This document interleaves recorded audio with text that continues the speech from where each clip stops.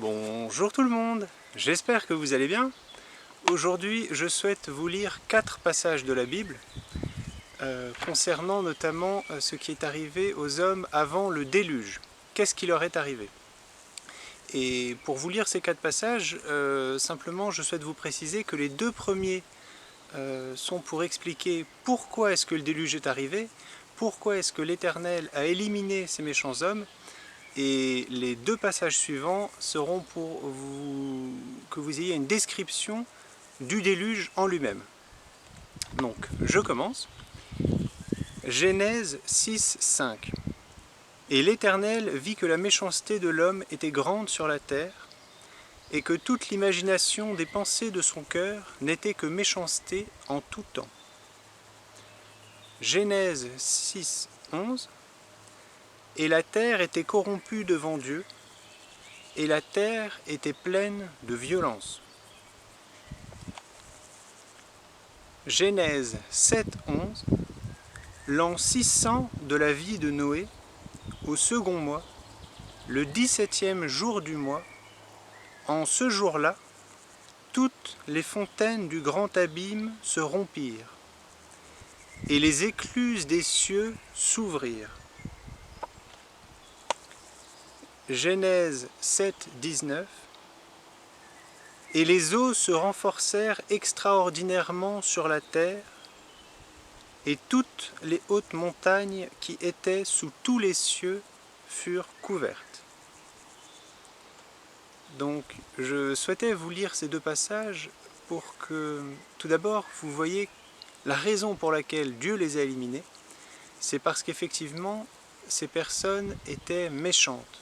Elles n'avaient que de la méchanceté dans leur cœur et dans leur imagination, en tout temps, et la terre était emplie de violence. Ces hommes, en plus, étaient très violents, et Dieu n'aime pas les hommes violents.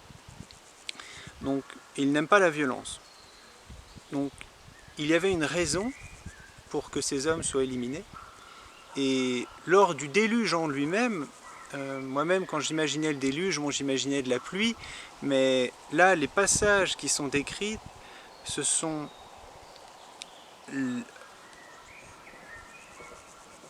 des fontaines qui se rompirent et des écluses qui s'ouvrent.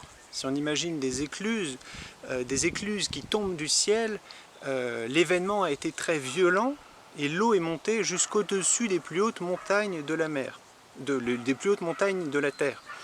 Et moi-même, quand j'imaginais la pluie peut-être qui élimine les hommes de la surface, mais je n'imaginais pas vraiment l'eau qui monte au-dessus des plus hautes montagnes.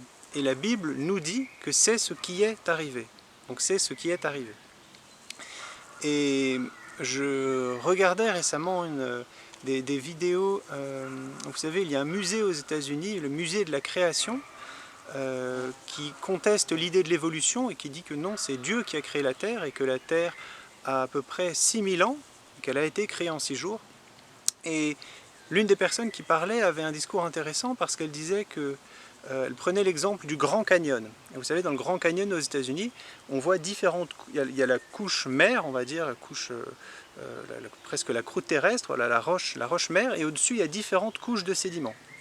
Eh bien, cet homme-là expliquait que ces différentes couches de sédiments, qui sont faites de boue, de sable, ont probablement été créées au moment du déluge.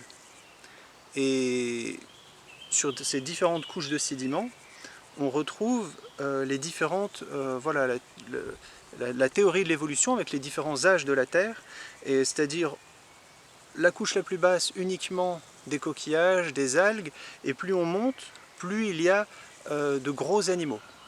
D'abord des choses qui vivent au bord de l'eau, etc. Et on monte, on arrive aux dinosaures, puis ça s'arrête et on passe à la fine couche de poussière qui nous reste pour expliquer l'histoire de l'humanité et l'homme.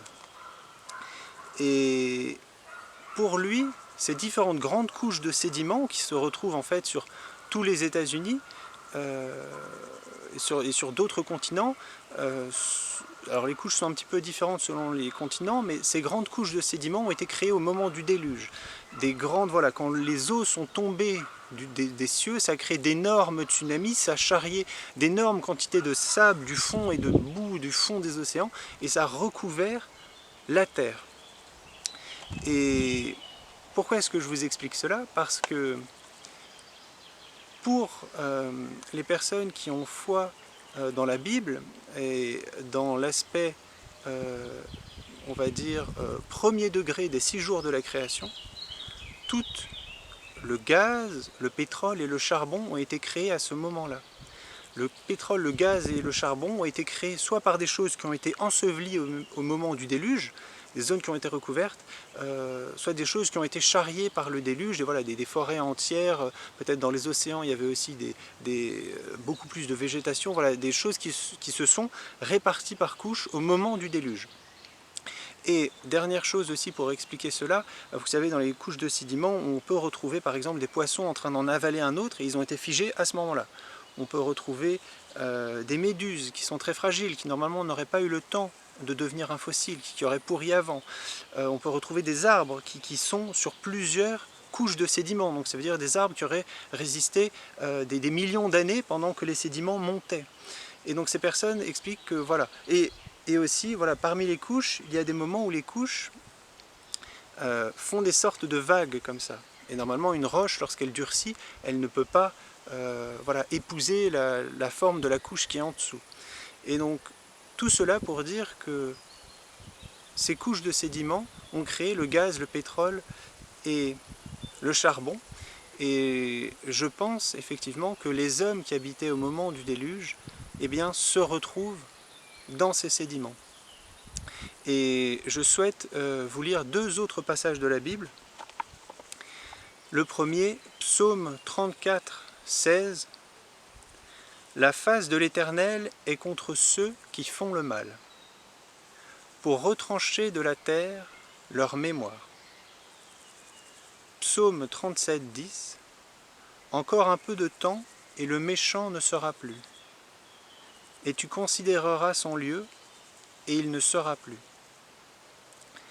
Je vous ai lu ces passages parce que, pour moi, les hommes méchants qui étaient avant le déluge, on n'en entend pas parler. On n'a pas leur nom dans la Bible, et surtout, lorsqu'on va faire le plein de sa voiture, lorsqu'on fait un barbecue et qu'on met du charbon, lorsqu'on allume son gaz sous la cuisinière, on ne pense pas à eux. Et de la même façon, je pense que les hommes méchants qui habitent aujourd'hui sur Terre, lorsqu'ils mourront, lorsque nous irons au paradis, leurs âmes brûleront pour l'éternité en enfer. Peut-être même que l'énergie qui sera dégagée, nous l'utiliserons, mais nous ne penserons pas à eux, de la même manière qu'aujourd'hui nous ne pensons pas aux hommes qui ont vécu avant le déluge. Donc c'était ma parole pour aujourd'hui. La Bible avertit le méchant va être détruit et on ne l'aura plus en mémoire.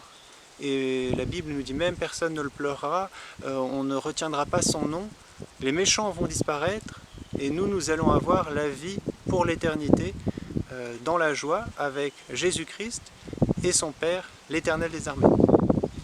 Je vous remercie, bonne journée à vous, j'espère que vous avez trouvé ça intéressant. À bientôt, salut!